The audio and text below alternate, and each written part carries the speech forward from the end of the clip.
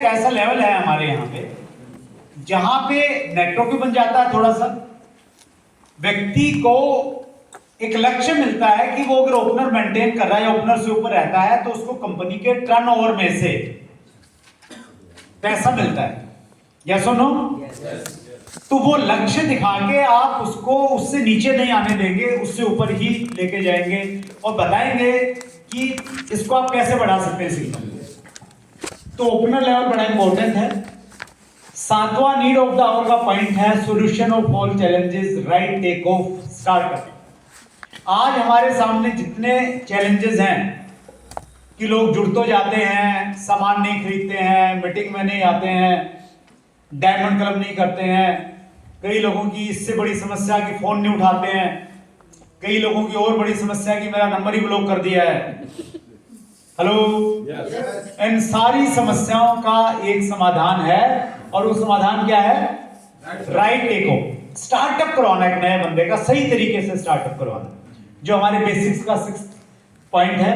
Welcome meeting ज्यादा से ज्यादा कीजिए, डेली फॉलोअप कीजिए एंड क्विक विंस। जो आपके नए एसोसिएट बायर है ना, उनको कुछ अचीवमेंट दिलाइए, छोटे छोटे कुछ इनकम दिला दीजिए।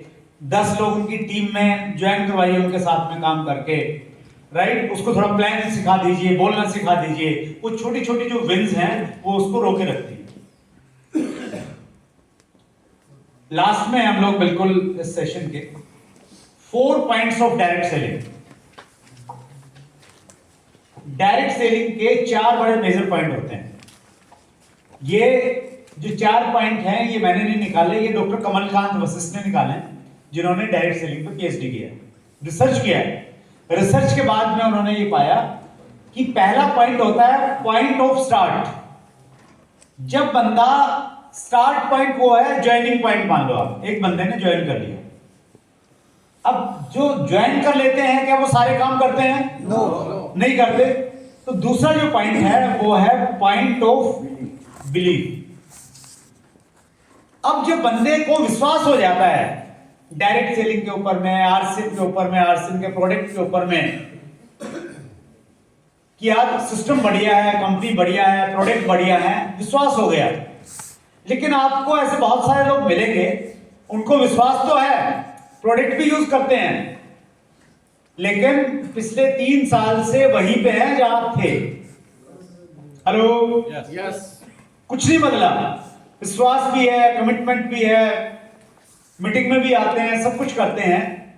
वो तीसरे पॉइंट पे नहीं पहुंचे हैं। और तीसरा पॉइंट है पॉइंट ऑफ कमिटमेंट।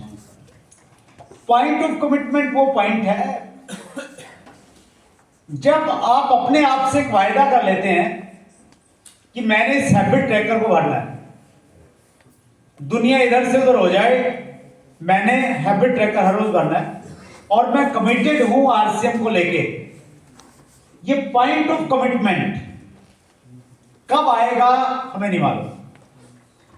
हो सकता है एक व्यक्ति पिछले 7 साल से काम कर रहा हो और आप में से भी कुछ लोग होंगे, आप रॉयल्टी टेक्निकल के लेवल पे तो हैं, वो लेवल आपको हो सकता है इसलिए मिल गया हो क्योंकि सिस्टम है, लोग जुड़ गए, आपकी प्लेसमेंट किसी ऐसी जगह पे है, अपलाइन की बड़ी कृपा रहती है आपके ऊपर में और आपका तुक्का लग गया। हेलो, लेकिन आपके पास में कमिटमेंट लेवल शायद आज भी नहीं है, राइट। ये कमिटमेंट लेवल कब आता है व्यक्ति की जिंदगी में? ये उसी व्यक्ति को मालूम है जो कमिटमेंट के साथ काम करना शुरू करता है।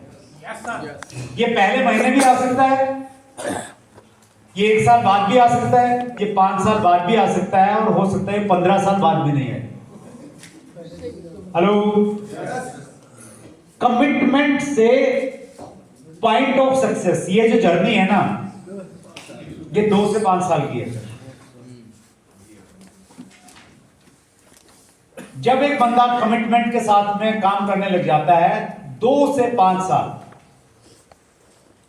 45 साल या 5 साल के बारे में रामकिशन जी ने आपसे बताया। पहले मैंने इसको 5 साल ही लिखा था, फिर मैंने इसको एडिट किया 2 से 5 साल। अभी जिस प्रकार के प्रोडक्ट हैं हमारे पास में, जिस प्रकार का सिस्टम है, 2 साल में भी आप एक अच्छी खासी सक्सेस प्राप्त कर सकते हैं, पॉइंट ऑफ सक्सेस तक पहुंच सकते हैं कमिटमेंट के 2 साल से 5 साल के बाद में। आई डोंट नो आप इस लेवल पे, इस पॉइंट पे हैं या नहीं है, लेकिन आज भी अगर आप आ जाते हैं तो अगले 2 से 5 साल में आपकी नहीं, आपकी आने वाली पीढ़ियों की जिंदगी बदल सकती है। और पॉइंट ऑफ सक्सेस के बाद में फिर एक लेवल आता है सिग्निफिकेंस, फिर सब कुछ मिल जाता है आपको जिंदगी में। अब यहां तक आपने काम किया ना, ये कमिटमेंट के साथ में काम करना है, फिर यहां आप अपनी कंडीशन बदल सकते हैं, काम करने का तरीका बदल सकते हैं, कुछ भी बदल सकते हैं, लेकिन फिर आप इस प्रकार से ऊपर की तरफ बढ़ते चले जाते हैं।